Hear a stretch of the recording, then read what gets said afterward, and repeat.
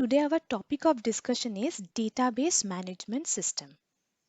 Before learning database management system, first we have to understand the concept of data. Now, I will tell you one thing that data means any fact that can be recorded or stored. For an example, if I tell you that I want to store name of a student or roll number of a student, those are known as fact, and whenever I am storing it, it will become a data. Now I am giving you more specific example which is related to real life. For an example, when you visit any website, they might store your IP address. This IP address is also a data, and in return they might add some cookie in your browser. So why they are storing cookie in your browser? Because they want to mark you that you have already visited the website, and that cookie is also a data, and it may contain your name, your age. One more thing I want to add here. So what is this IP I want to tell you? An IP address is a unique address that identifies a particular device on the internet or local network. And you know that IP stands for Internet Protocol. And one more thing, what is this cookie is all about? Cookie are, you can tell that they are the text files. And this text files, they are just like a small piece of data, and it will contain some username, password, this kind of information a cookie will contain. So these are the classical example of data.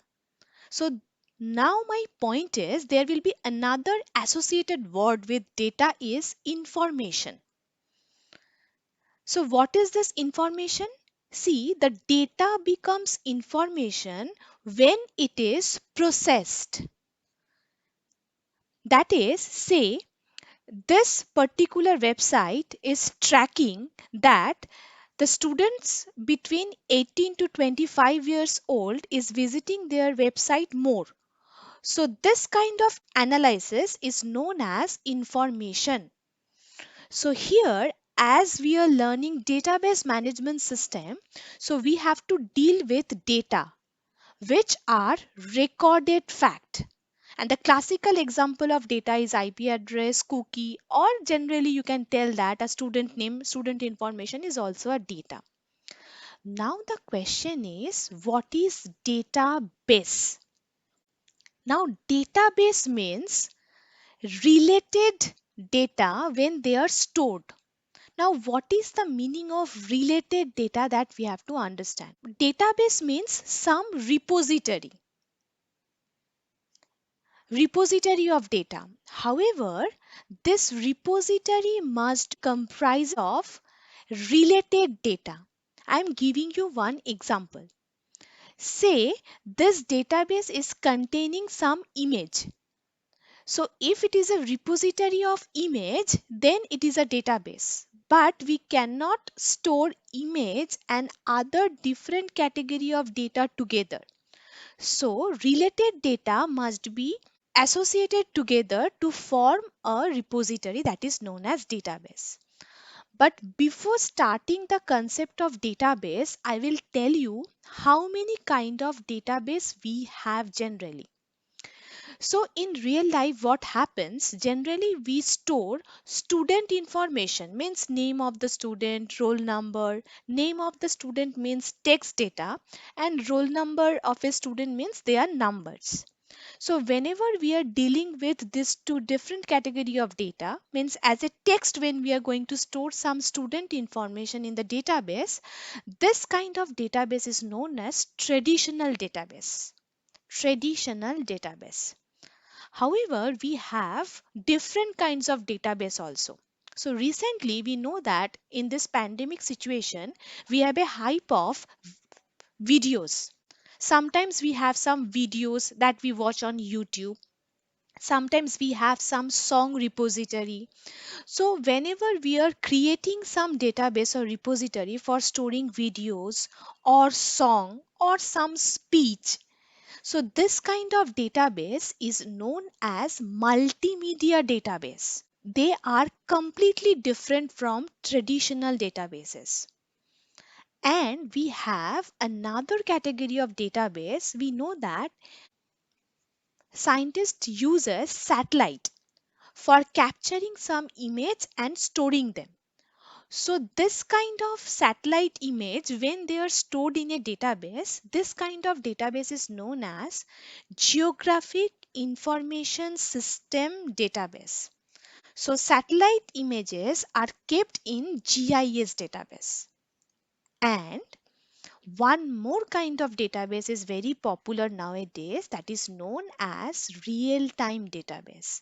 Now, what is this real-time database? Say, if there exists a store and if you want to track the item in this store, you want to track what are the item purchased, what are the items stored in this store, then this kind of tracking, item information tracking, is done on the real time. So at that point of time, you have to use real time database. But sometimes you will learn one more word. Sometimes people will use, instead of database, people will use the word data warehouse. Now, first we have to identify what is the difference between database and data warehouse. So, whatever I have discussed, according to my discussion, database means some related fact or some related data repository. And we have different kinds of databases. Depending on the content, the type of the database will change. But what is the concept of this data warehouse? See, database is all about repository. But whenever the repository become huge, means whenever we are storing huge number of data in the database, at that point of time your database will become data warehouse. Now, definitely one question will come in your mind, that why we need this data warehouse, and huge data means how much data? See, in modern life, we have an application of weather forecasting, stock market prediction. So, this kind of AI based application, that is artificial intelligence based application, forecasting or prediction kind of application, needs large amount of data. Large amount of data means, say, for weather forecasting, AI machine needs 100 years of previous data. So whenever you are storing 100 years of previous data in a database, so it will be a large amount of data, and this data is historic in nature. So at that point of time, that repository is known as data warehouse, not the database. Another example I can give you, say I want to predict the stock market. So for stock market prediction, again we need large amount of previous year's data so that we can predict the activity of this stock price. So whenever the previous stock market analysis data is stored in some repository, then it will become data warehouse. So in one point, whenever your repository is created to hold large and historic data, then it will become data warehouse, so not database.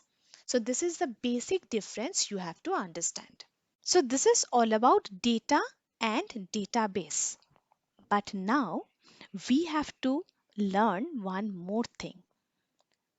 So up to database means we are having some repository and we have different kinds of repository. But once you have the database, means the repository, you have to store it. Where should we store the database? Obviously, we have to store this database in a computer or in a machine. So previously we stored this database manually, means it was a manual database. One classical example of manual database is, I can say, a book can be a database considered as manual database. Why? If I want to modify or if I want to write any note on the book, so I have to use some pen. So nowadays the concept of manual database is not there. So any repository will be stored in the particular machine. So basically we are computerizing everything. So once you have some data in your machine or computer, then you need some program so that you could operate on that data. So in that program, what you have to do in that program, first you have to define some variable, or you have to define the type of the data that you want to store. Then second, in the program you have to define how you are going to store those data in the hardware.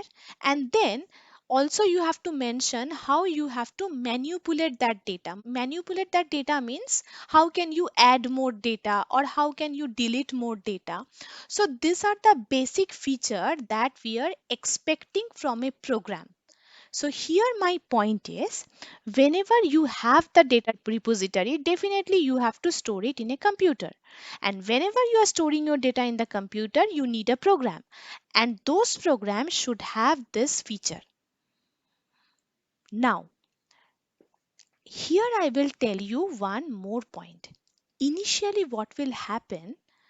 We know the concept of operating system. Everyone, we are having operating system in a machine. So initially, operating system has the responsibility to do all this task. Means concept of database related program were not there. So operating system was the master control program who deals with all these tasks. Now, what happens as a result, since OS has its own responsibility, means OS has the responsibility of file management, process scheduling, memory management. These are the tasks that OS has to do. Along with that, OS performs this kind of activity. So as a result, what will happen? The OS become huge, means whenever we boot our operating system, it will take larger booting time.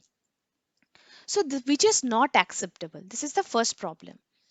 And the second problem was, see, now our OS is responsible for doing all these tasks. So whenever a particular user wants to perform this kind of task, the user has to communicate with the OS. Then the user has to tell that I need this task from you. So OS does what? It has to leave its original task, means the OS has to switch at that point of time from user mode to kernel mode. The OS has to switch. Why the OS is switching? Because now the OS has to perform this task instead of this task. So this kind of switching will take more time. So basically, remember one point, as a user, we always expect that whatever we need, it must be done in the user mode. And we don't expect that our operating system will switch. So this switching activity is not good. So it will be a wastage of time. So try to understand this point. So initially, the operating system of a particular machine has their personal responsibility. Also, they are having the responsibility of managing the database. As a result, it will provide us larger boot time and some user mode and kernel mode switching problem. So at that point of time, people will think that we need a separate program or separate software that can deal with these tasks. So the special program or software that can define a data, that can store a data, means that that will tell you that how to store that data, and that will also tell you that how to manipulate those data. That kind of software is known as database management system. So database management system is a set of program which is used to perform defining data, constructing data, and manipulating data. So whatever discussion I have performed so far, so we have some data, means some stored fact. Afterward, we are talking about database. Database means data repository. However, all those data will be of related type. They should have some significance. Means whenever we are storing student information, all information will be related with the students. And then whenever we are using a specialized software that can perform all this kind of tasks on this repository, that software or set of program will known as database management system. So to avoid this kind of constraints imposed on operating system, we have created a special software, that is database management system. Now there will be one question, that what are the popular database management system that we can use. So generally we know that example of this kind of DBMS software, very popular one is Oracle, and we have MySQL or MySQL, or we have some SQL server or SQL server, and other are IBM DB2. But nowadays, one more database management system software is there, which is known as Amazon Simple DB. So this is a database which is a cloud-based database. It is a cloud-based database. So these are the popular example of database or DBMS software. And DBMS software is responsible for performing this kind of tasks. So now I will tell you some of the application of database management system. So the very popular application of DBMS, we know that nowadays online shopping website such as Amazon, Flipkart, these sites basically stores the product information or the customer information like address of the customer, name of the customer. And after storing this data, whenever a query is made by the user, then they will answer your query according to this storage. So all this involves storing of data, means all this online shopping websites will use a database. The second popular DBMS application, we know that in banking system. So in banking system, they will use database for storing customer information, that is they want to track credit and debit information of a customer. So as a result they will generate bank statements from that database. So basically bank will use the database for storing customer information, debit credit information, something like that. Another application, telecom industry will have their own database to store call recordings, network usage, customer details, and so on. So we have so many applications of database nowadays. But the question is why we are dealing with this software. If we use normal file system, then it is okay. So now we have to understand the most important point, that why this database management system software is important. I will use one term first. This term is known as redundancy. So basically my point is, if I use database management system software instead of any simple file system, then we can avoid data redundancy. See, data redundancy simply refers to the duplication of the data. I'm giving you one example. Say we are managing the data of a college. We have some data about a college. In that college, say we have a specific student, say A.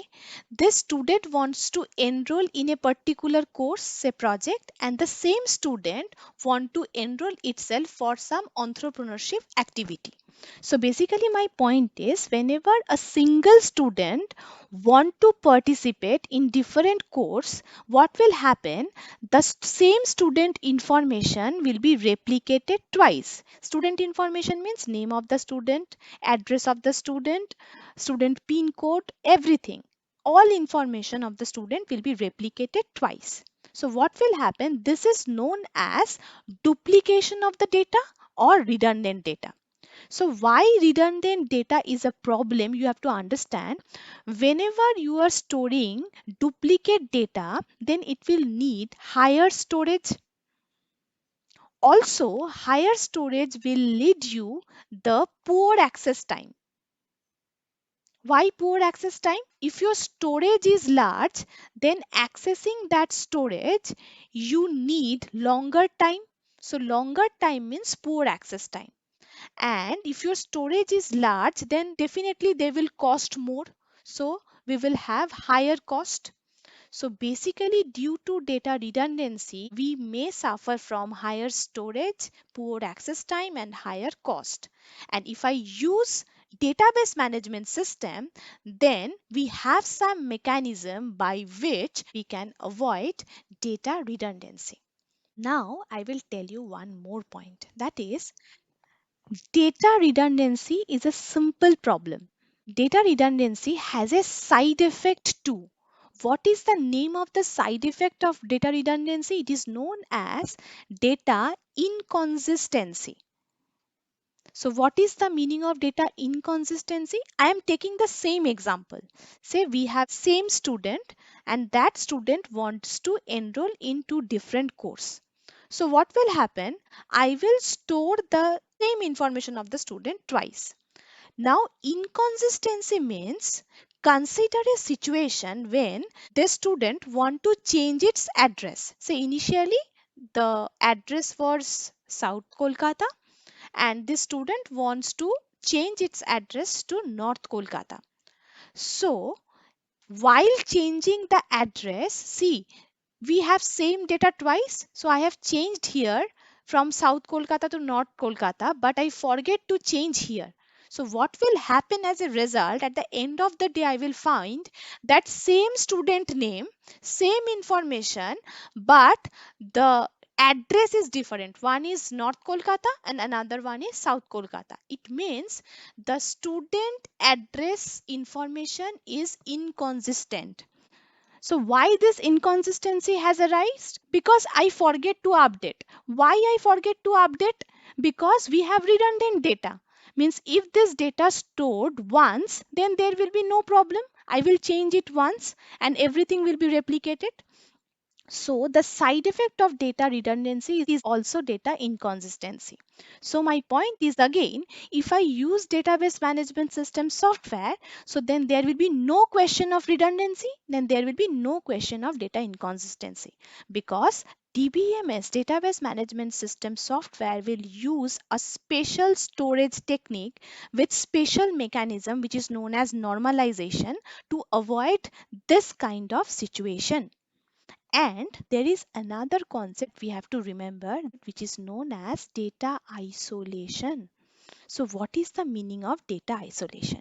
See, we are storing our data in different file system, in different format in our computer. So what will happen if I replicate our data in different file system, then the format of data storage will be different. So if I want to add or delete some data from this file systems, what will happen? We have to write separate program because the program which is suitable for this file format, the same program will not suitable for different file format.